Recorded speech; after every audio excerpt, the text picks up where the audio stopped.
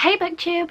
Welcome back to my channel. I know it's been a while. I have not been posting as much recently, but don't worry, I'm going to make it up to you with a very good haul. You already know what it is from the title, but this is the month that I started reading Joe Abercrombie. I was actually lucky enough to go and meet him twice this month, and so I'm not just hauling some Joe Abercrombie. I'm not just hauling most Joe Abercrombie. I am going to be hauling all the Joe Abercrombie. So if you've been living under a rock, the great Lord Grimdark is a writer of grimdark fantasy, and these books, like the First Law books, tend to be among most fantasy lovers like best fantasy books of all time more often than not. So I was really excited to start reading them this month, and so I just kind of decided, do you know, maybe I need all of them. I think we all know by now that I have no self-restraint.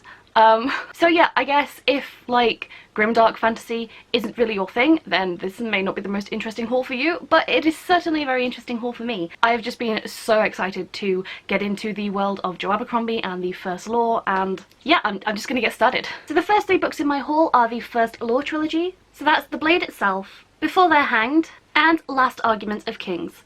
And like, these paperbacks are so shiny. You may remember from a previous haul that I do actually have like the 10th anniversary? Like the special edition hardback collector's edition of the whole First Law trilogy up on my top shelf, which is why I'm too lazy to get it. But considering I do a lot of reading out of the house, it wasn't really practical for me to be carrying around like big hardback books outside all the time, especially on the bus.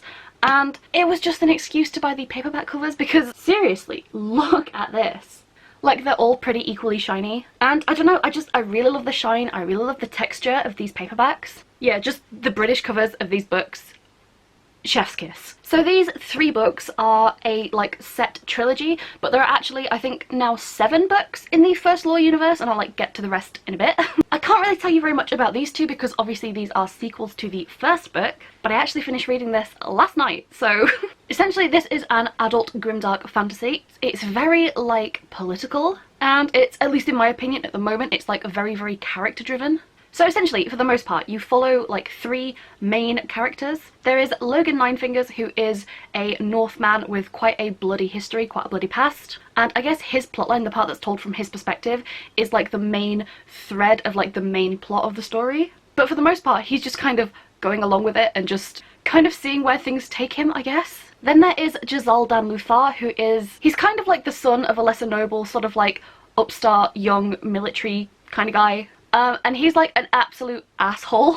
He's just a self-centered, pompous, arrogant swine, and he's training for a fencing competition. And then lastly is Inquisitor San Danglocta, who is, at the moment, personally, my favourite character. He used to be like this renowned swordsman, but now he is horribly deformed, he's a cripple, he's been tortured, and he used to be a very well-renowned swordsman, but now after being tortured he is himself a torturer. His body is hideously broken and he's very bitter and a little bit cruel, but like he's really calculating, and he has like this great inner monologue throughout the book. It's just, there's a lot of dimension to his character. And so as an Inquisitor, he is sort of, I guess, investigating people, but like specifically the kind of people that his superiors say, go and investigate this person, and this is what you'll get them to confess to. And then while all this is going on, there's this constant threat of a potential outbreak of war with the North. And at the same time, a man calling himself the First of the Magi decides to like finally return to the capital to like reclaim his seat of power, I guess. And so the book kind of follows how all of those like threads sort of like end up converging and meeting, and like how they all end up in the end affecting each other and drawing together.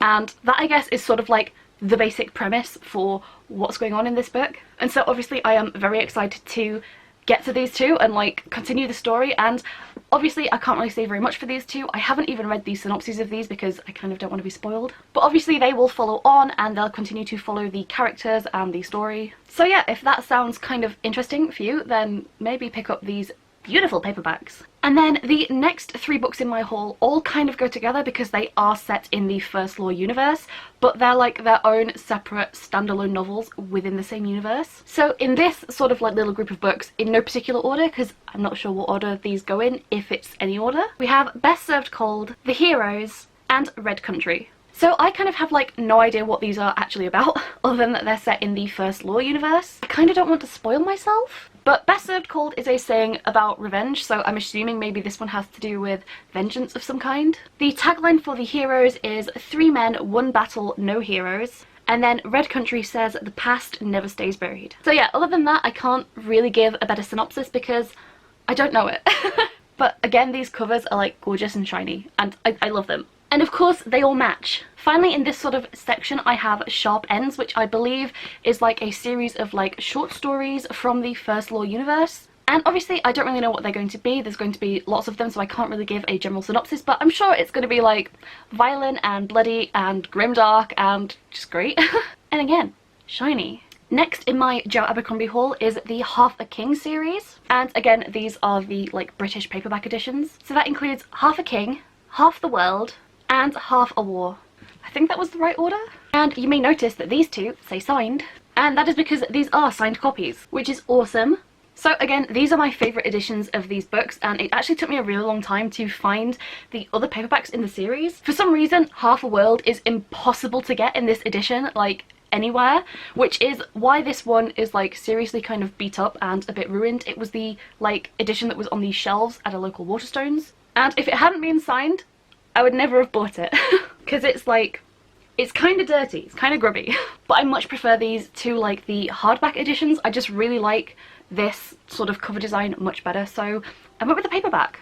So I think this series follows a young prince who is trying to reclaim his throne. I think just from like the synopsis, he has some sort of physical disability, so like he can't fight or wield a blade, so he's considered a weakling and an outcast. So I think he has to like use his other skills in order to contend with everybody else. I think that means that like he's gonna end up in like a big like found family of potential outcasts. I don't really know, but like that's kind of the vibe that I get. We all know that I love the trope of a bunch of outcasts all coming together. So yeah, these books are like much shorter and they're set in a completely different universe. I think it's called, is it the Shattered Sea or something? Maybe that's the name of the series, maybe it's the Half King series, I'm not entirely sure. Yeah, I'm really excited to get to these at some point. And the last book in my haul is the brand new 7th book in the First Law universe. I guess if you don't count like the short stories, so maybe it's the 8th book. And that is A Little Hatred. So I haven't really read the synopsis for this because this continues on, I guess, from after the events of the rest of the books in the First Law universe. And it's not a spoiler, but at this point in the story, like, technology has moved on. I guess there's been like an industrial revolution, and so the landscape has changed, the world has changed. We're now in an industrial era rather than like the classic medieval-y fantasy era. So that's interesting. More than that, I don't really know. I haven't really read the synopsis just in case this like spoils things like characters that live and die in the rest of the First Law universe. I don't know exactly how long it's set afterwards, but I believe there might be like potential return characters. I don't know if they're major, I don't know if they're minor. But yeah, I'm pretty sure you cannot read this one unless you have read the rest of the First Law trilogy at least. And I definitely don't consider like the industrial thing to be a spoiler. It's like, how can the natural progression of time be a spoiler? I don't think it can. So yeah, I always think it's interesting when like the world does change, because obviously things don't stay static for like hundreds of thousands of years like many fantasy novels would have you believe. So it is a refreshing take. I haven't really read many like industrial fantasies. I guess you count maybe like Blackwing. I guess there is industry in that, but I think this is like on like more of a like it mirrors like the Industrial Revolution that I guess Britain and the rest of the world went through. So very excited. It's gonna be a long ass time before I can get to this, but like it has like beautiful end papers. It's red under the dust jacket, by the way, and this one is signed and personalized to me, which obviously I love. I am kind of annoyed because I did order like a really special edition of this book, but it still hasn't arrived yet. So obviously I couldn't get like my nice beautiful special edition sprayed edge version personalized, which kind of sucks, but like maybe someday in the future I'll have to meet Joe Abercrombie a third time and be like, hey, please sign some more books for me. Yes, so these were all of my haul. I realised maybe I should have been putting them up on the bookshelf behind me afterwards, but I always forget to do that. So yeah, I'm pretty sure this is everything Joe Abercrombie has ever published. But like, if I'm missing something, let me know. I think maybe at this point I'm gonna need like a whole Joe Abercrombie shelf because it's getting out of hand. So guys, I hope you enjoyed this haul. I realised it was like a little bit specialist, a little bit like... it was a very focused haul, let's be real. But I don't know, this author's written a lot, and from what I've read so far, I actually really like this series, this style of writing. Obviously, you'll probably see in like my wrap-up eventually what I thought of this book, but let's just say I'm definitely not regretting my choices to haul all of these works, because I'm like very hyped to read everything here.